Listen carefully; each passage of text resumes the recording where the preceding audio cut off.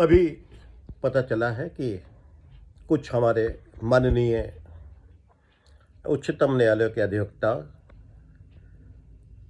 जिनको शायद कुछ आघात पहुंचा होगा इलेक्टोरल बॉन्ड के जजमेंट पे सुप्रीम कोर्ट के,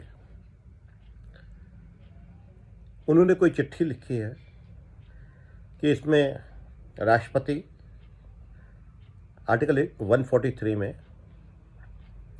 रेफरेंस भेज दें ऑनरेबल सुप्रीम कोर्ट को।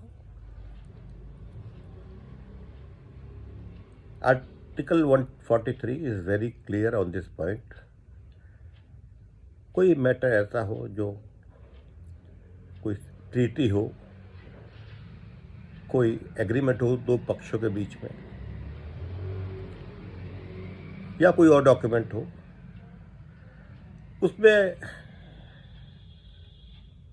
अनिर्णित हो वो, उसमें कोई भी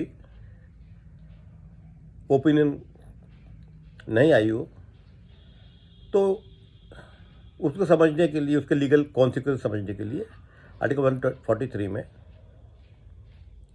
जो होती हैं ऐसे संधियाँ, ऐसे टेस्टामेंट्स, ऐसे डॉक्यूमेंट्स, ऐसे एग्रीमेंट भेज सकते हैं रेफरेंस के लिए, इसमें क्या किया जाए।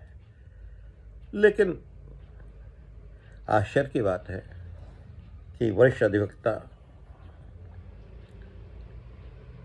कैसे कह सकते हैं कि एक जो जजमेंट सुप्रीम कोर्ट ने दे दिया है, रेफरेंस तब होती है just to seek the opinion of the court, और इसमें the supreme court is not bound to get उस रेफरेंस को एक्सेप्ट करे या ना करे, सुप्रीम कोर्ट के ऊपर निर्भर करता है कि उसको रिफ्यूज़ कर सकता है प्राइमा फेसी देख करके ही।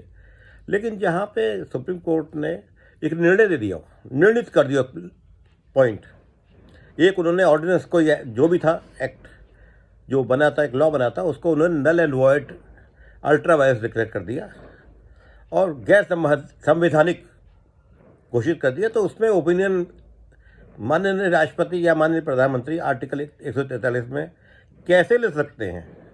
इस पर मैं निश्चित तौर पे खुले प्लेटफॉर्म पे जो भी जितने भी हमारे वरिष्ठतम अधिवक्ता सुप्रीम कोर्ट के जो चिट्ठियाँ लिखी हैं उनके साथ में बहस करने को तैयार हूँ। अधिवक्ताओं का कार्य है कि वो लोगों को सही सलाह दें।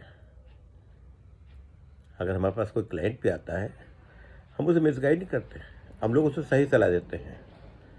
वी विश कि कोर्ट से बाहर मामले तय हो जाए, कभी गलत सलाह देते हैं। और अगर हम जानते हो कि हम गलत सलाह दे रहे हैं किसी को, तो that is also professional misconduct. ये बात सोचनी चाहिए हम लोगों को।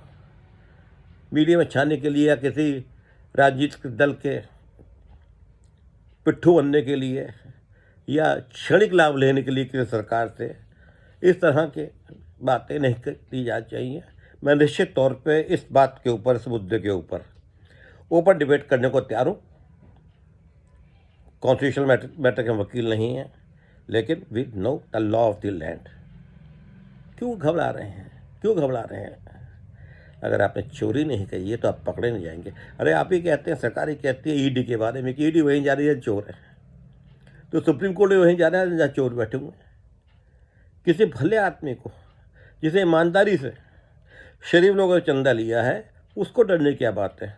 अगर आपने माफिया से, आपने खनन माफियाओं से, आपने जो पॉलिटिकल लीडर्स थे जिनके ऊपर केसेस चल रहे थे पीएमएलए और ईडी के, उनसे अगर आपने लिया है इलेक्टोरल बॉन्ड के जरिए पैसा, या आपने उन लोगों से जो देश से पलायन कर गए हैं खरबों रुपए लेकर के, उनसे अगर आपने इलेक्टोरल बॉन्ड का चंदा लिया है, या फिर किसी ऐसे ठेकेदार से जिसको आपने ठेके दिए हो सड़क बनने के, और बहुत ठेके हैं, नहर के होते हैं, अरबों रुपए के, खरबों रुपए के ठेके होते हैं, उनसे अगर चंदा लिया है, यानी जिससे आपने चंदा लेकर इलेक्टोरल बॉन्ड जिन्होंने आपको गिफ्ट किए हैं, उनका अगर आपने कोई कार्य किया है, तो निश्चित तौर पे ये एंटी करप्शन में आता है, प्रिवेंशन ऑफ करप्शन एक्ट में आता है। इसलिए मत डरो, जो चोर है उन्हें पकड़े जाने दो, मत करो पैरोकारी चोरों की। धन्यवाद।